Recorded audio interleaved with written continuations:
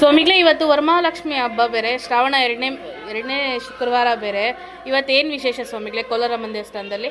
ಅಮ್ಮನವರಿಗೆ ಇವತ್ತು ವರಮಹಾಲಕ್ಷ್ಮಿ ಹಬ್ಬದ ಪ್ರಯುಕ್ತ ಪ್ರತಿ ವರ್ಷವೂ ಅಮ್ಮನವರಿಗೆ ವರಮಹಾಲಕ್ಷ್ಮಿ ರೂಪದಲ್ಲಿ ಆ ತಾಯಿಗೆ ಅಲಂಕಾರ ಮಾಡಿ ವಿಶೇಷವಾಗಿ ವಿವಿಧ ಪುಷ್ಪಗಳಿಂದ ನಾಮಾರ್ಚನೆ, ಅಮ್ಮನವರಿಗೆ ಲಕ್ಷ್ಮೀ ಸಹಸ್ರ ನಾಮಾರ್ಚನೆ, ಹೀಗೆ ಅಮ್ಮನವರಿಗೆ ಉದಯಪೂರ್ವ ಪಂಚಾಮೃತ ಅಭಿಷೇಕ, ಆಮೇಲೆ ಅಮ್ಮನವರಿಗೆ ರುದ್ರಾಭಿಷೇಕ, ಬೆಳೆ ಅಲಂಕಾರ ಮತ್ತು ವಿಶೇಷವಾಗಿ ಮಹಾಲಕ್ಷ್ಮಿ ಅಲಂಕಾರ ಇವೆಲ್ಲ ಆ ತಾಯಿಯ ಸನ್ನಿಧಾನದಲ್ಲಿ ನಡೆದಿದೆ.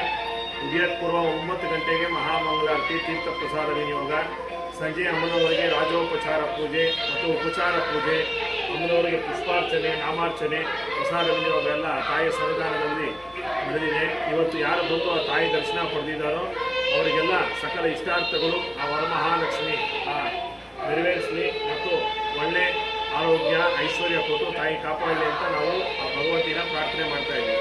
ಸ್ವಾಮಿಗಳೇ, ಪ್ರತಿ ಶುಕ್ರವಾರನೂ ಇದೇ ಥರ ಇರುತ್ತಾ ಸ್ವಾಮಿಗಳೇ? ಒಂದೊಂದು ಶುಕ್ರವಾರ ಅಮ್ಮನವರಿಗೆ ಒಂದೊಂದು ರೀತಿ. ಮೊದಲನೇ ಶುಕ್ರವಾರ ಅಮ್ಮನವರಿಗೆ ಬಳೆ ಅಲಂಕಾರ ಇತ್ತು. ಇವತ್ತು 2ನೇ ಶುಕ್ರವಾರ ಅಮ್ಮನವರಿಗೆ ಮಹಾಲಕ್ಷ್ಮಿ ವರಮಹಾಲಕ್ಷ್ಮಿ ಅಲಂಕಾರ. ಹಂಗೆ ಆ ತಾಯಿ ಭಗವತಿ ಸಂಕಲ್ಪ ಏನೇನಿರುತ್ತೋ ಅದೇ ರೀತಿ ಆ ತಾಯಿ ಒಂದೊಂದು ಶುಕ್ರವಾರ ಒಂದೊಂದು ಅಲಂಕಾರದಲ್ಲಿ ತಾಯಿ ದರ್ಶನ ಕೊಡ್ತಾರೆ ಭಕ್ತಾದಿಗಳಿಗೆ.